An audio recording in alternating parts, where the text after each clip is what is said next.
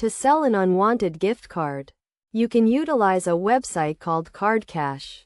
The process begins by accessing the site through your browser, then filling out the required form with the name of the gift card you wish to sell and its amount.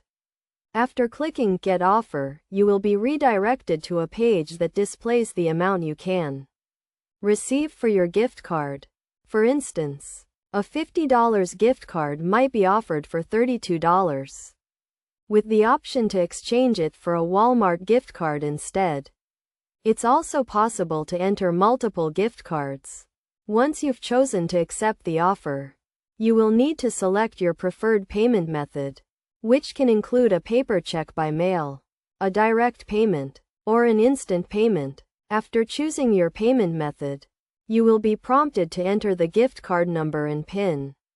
Following this, you can proceed by clicking Continue and then signing in, which requires using your card. The next step involves providing your phone number and personal details, such as your name and address, and verifying your identity using your credit card. Upon completing the verification process, you can proceed with receiving your payment.